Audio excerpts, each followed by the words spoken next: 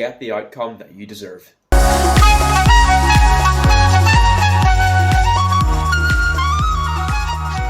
Hi everybody, and welcome back to another episode. My name's Rick, and in this video I'm going to be talking today about how you can take several steps to substantially increase the chances of achieving what it is you want to achieve. So the main point I want to talk about today is a practice which you're probably familiar with. Maybe you are, maybe you're not.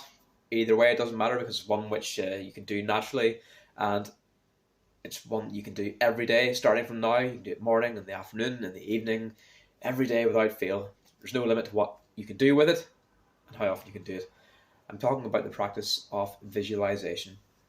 So visualization, the way I look at it, somebody without visualizing what it is that they want is similar to a boat or a ship setting sail without a rudder.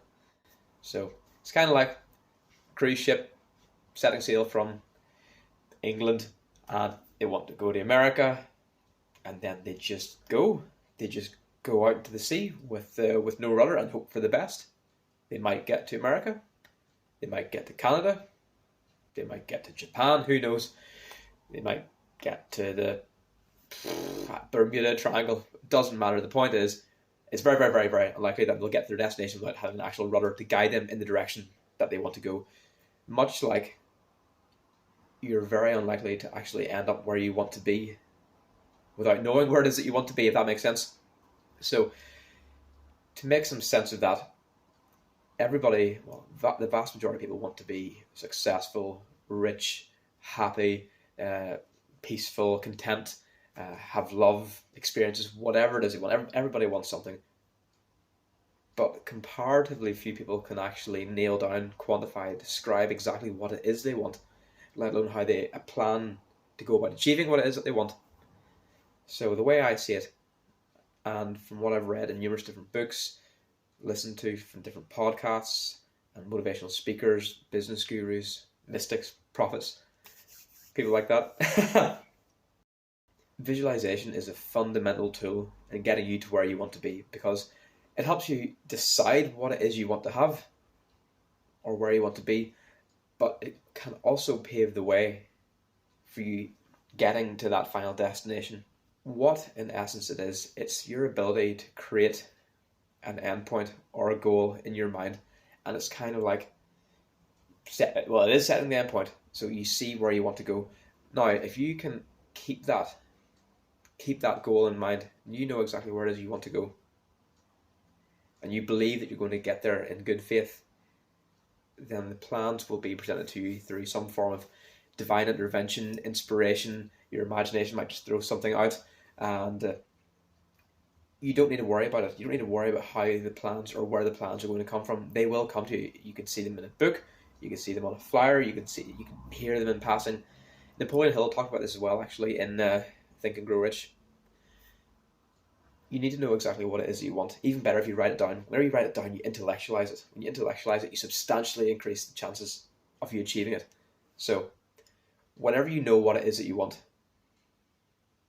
and whenever you've written it down, intellectualize it, and you believe that you're going to have it, you believe that you already have it, even better, feel like you already have it. Once you do that, once you charge that vision, that visualization, that goal, that target with a positive energy, be it joy, gratitude, peace, enlightenment, any other positive emotion you can think of,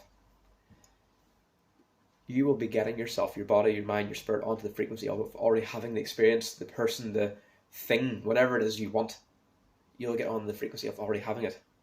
And once you get on that frequency, the plans for achieving it will be made available to you. And it may sound absolutely mad. I used to think that too.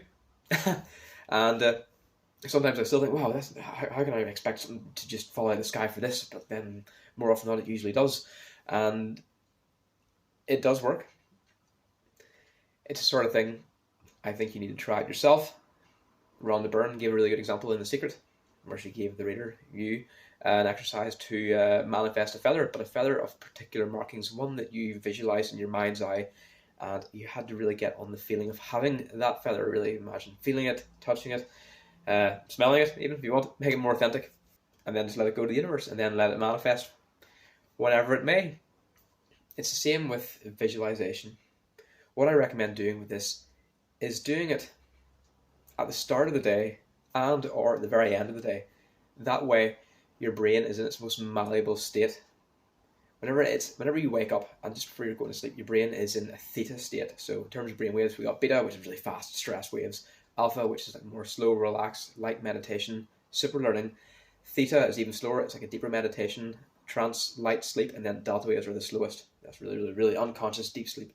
So whenever you waken up, you go from delta to theta, alpha, beta. Whenever you wake up and whenever you're going to sleep, you're in the intermediate stage, the theta stage. That's whenever your brain is most impressionable, it's most malleable, when new neurons can fire and wire together and you can reprogram yourself, your subconscious beliefs a lot more easily with repetition over time. But that's the best time to do your visualizing, get clear about what you want. It also set the tone for the day as well, because whenever you're doing your visualization, if you're like thinking, oh, I want to achieve X, Y, and Z, you cultivate the joy, the satisfaction, the peace, whatever it is you would feel once you have the thing that it is you want. That is actually going to charge you up and put you in a positive frame of mind, which will carry on throughout the day. So basically you're starting from your right foot forward, which is no bad thing as well, because then there's knock-on effect. Whenever you're in a good mood, you'll spread your good mood to other people. One good action might reciprocate in another good action, and there's just a snowball effect. Anyway, that's beside the point. With visualization, it's like anything. The more you do it, the easier it gets. And the easier it gets, the more you'll do it. And the more you do it, it'll become more of a habit. And habits are what make or break people. A habit is basically a program. It's a subconscious routine which you engage in automatically whenever you come across a relevant cue or trigger, which triggers said habit. And then that causes you to indulge in the response, which gives you the reward for indulging in the habit, be it good or bad. Anyway, so visualizing is literally just like running a picture in your mind's eye. Some people say, oh, I can't visualize, oh, I've never been able to do it, blah, blah, blah, blah, blah. Doesn't matter. It's like anything, a bit of practice. You can do it because you've got a mind, you've got a brain. All it takes is a bit of practice. Anyway, a really effective tip which I've come across over recent years to help develop and cultivate the ability to visualize is to practice bringing the mind to a single point. It's basically like a kind of meditation, but a very simple meditation which you can do anywhere.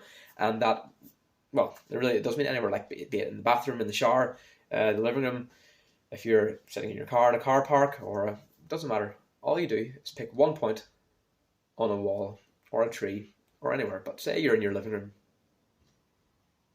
and it's the start of the day and you're wanting to just bring your mind to single focus.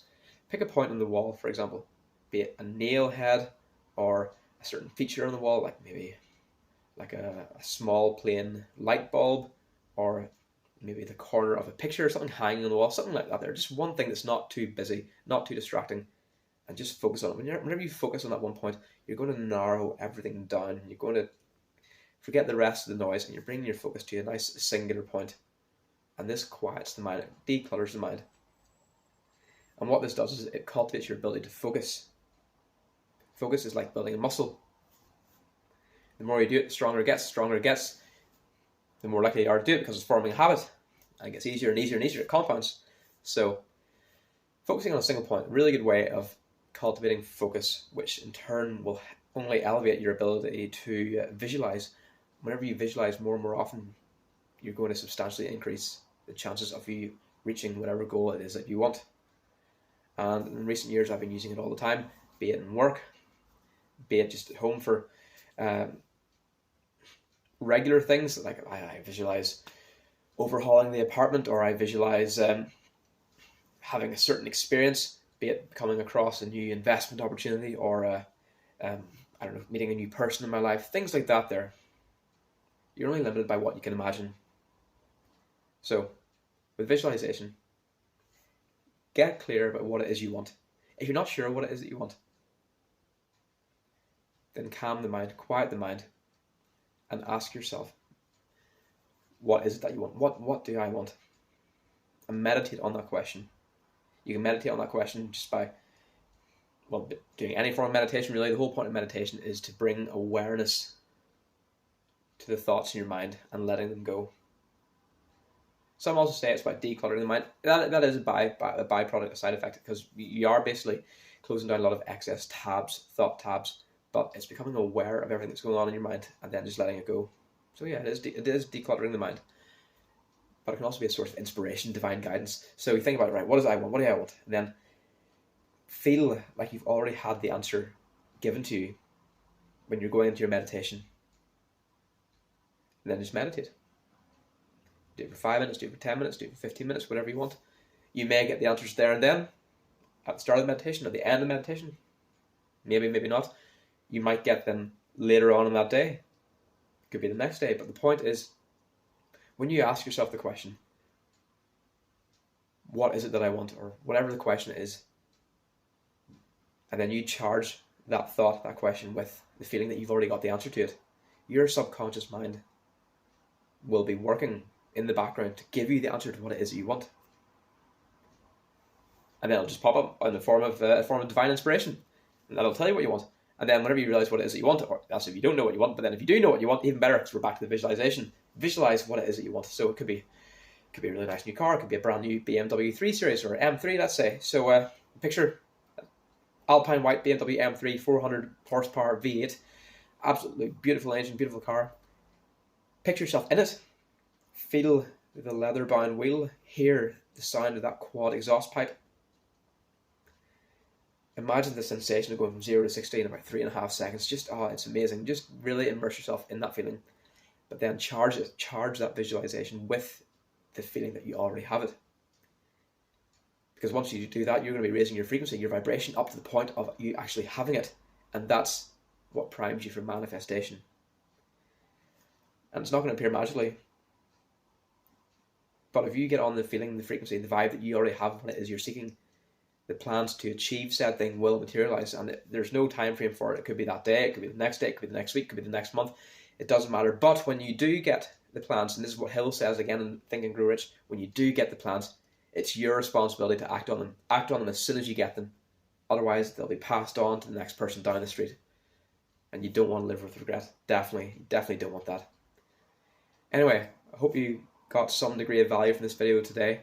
And as always, if you've any questions at all, please remember just to post away in the comment section. And as always, like, comment, and subscribe. All of the above. And as always, thanks again for watching, and take care.